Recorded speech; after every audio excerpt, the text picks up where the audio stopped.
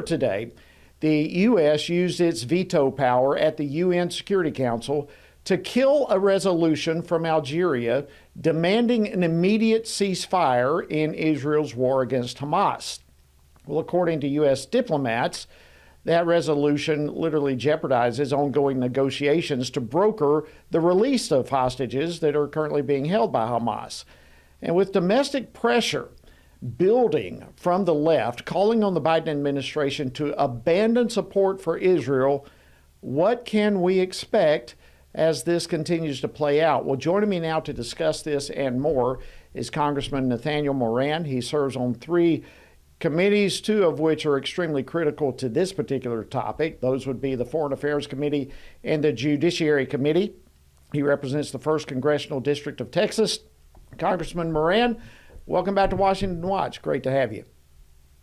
Thanks for having me today. It's always a pleasure to be here with you guys. Well, thank you so much. All right, let's just jump into this with the U.S. Using its veto power today to kill the ceasefire resolution at the UN Security Council. Give me some of your thoughts on that. I'm certainly glad that we're standing with Israel at this point on this resolution and did not vote for the ceasefire, but the trend, unfortunately, is going the wrong way. The administration has shown a willingness to call for a temporary ceasefire. It appears that they may be ready to move forward with a resolution at the UN Security Council to say that we should call on Israel to stop their offensive in Rafah and to have a temporary ceasefire. And that simply, in my estimation, is a mistake. We need to be standing firmly and strongly on behalf of our ally, Israel. We need to say clearly to Hamas that we agree with Israel when it says Hamas needs to be completely eradicated. There's no place for them in this world. They've determined that they're set out for evil, and we need to make sure that justice comes their way swiftly and firmly. Absolutely. And I do want to capitalize on something you said there, because really the veto today, I think, can be looked upon as both a bittersweet vote that we took, because as you mentioned, the reality, the sweet part of it is that we vetoed this resolution.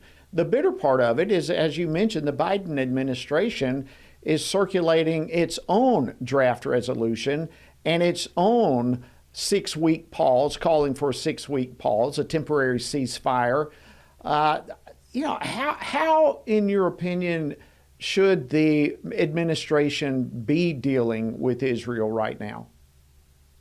Well, we should be sending very public signals that we stand firmly with Israel in their defense of their nation against this terrorist act and this terrorist organization, and that we're not going to stop until the Hamas has been eradicated.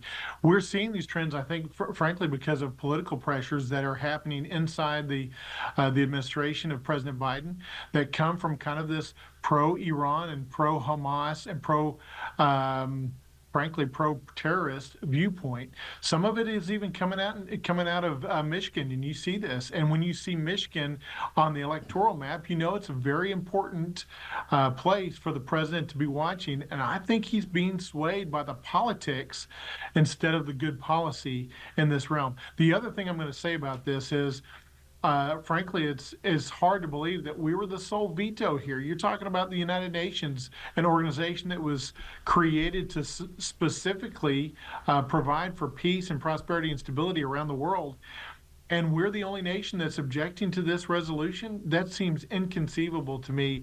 And it further, I think, underscores the need to completely redo what's happening in the United Nations. Yeah, that was very alarming to me. Again, the good news, this is, I believe, the 3rd time that the U.S. has exercised this veto, the first being really within 2 weeks of the attacks. But now, as you mentioned, the fact that we are now the only nation vetoing such a resolution of this is alarming to me. Does this communicate to you just how rampant anti-Israel and anti-Semitic feelings are among so many nations around the world? Or is there something else going on that I don't recognize? You're right, hit the nail right on the head, Jody. It is anti-Semitism at its worst. We're seeing again the rise of anti-Semitism, just like we saw pre-World War II. We've got to stand firmly against it. Otherwise, we're going to unfortunately see some of the repeat of what happened in World War II, and we do not want to see that happen again. We had a hearing in Foreign Affairs Committee just a few weeks ago that dealt with UNRWA, the United Nations organization that's supposed to provide relief in these specific instances. And what we found was there was anti-Semitic and anti-American and anti-Western propaganda, and its educational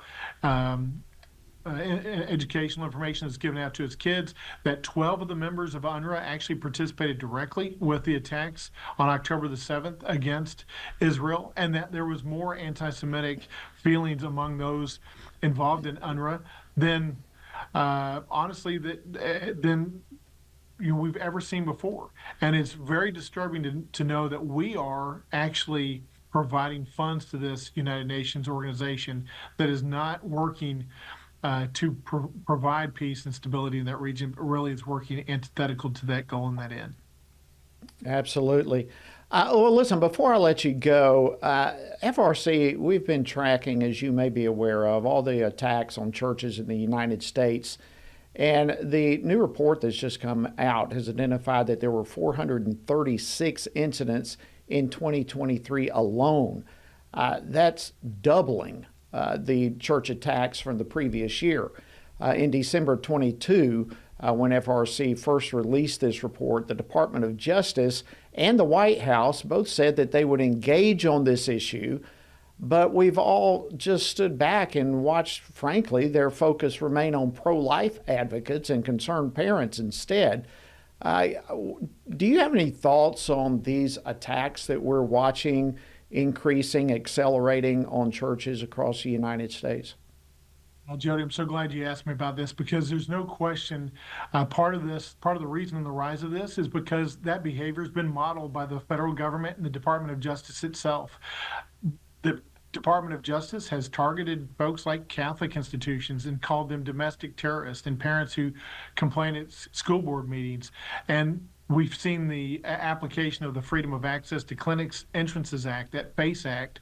It has gone against pro-life individuals, but hasn't been applied against pro-abortion individuals as it relates to clinics and activities at clinics. So you see the Department of Justice weaponizing its political views against everyday Americans and against religious institutions and against faith-based organizations. There's no question that when we do that, we model that behavior, more of that's going to happen by private individuals day in and day out, and it's a shame. It really is a shame, and it's exceedingly frightful to see a government becoming increasingly weaponized against political opponents or individuals that go against the agenda of the administration.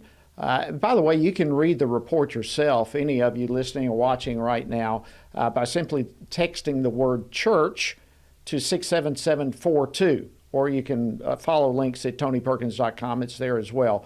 But text the word church to 67742 or follow the links at tonyperkins.com and get the full report. This is something you'll definitely want to stay on top of. Thank you, Congressman Nathaniel Moran. We appreciate so much all the incredible work you do, and thank you for joining us on Washington Watch. Keep standing strong.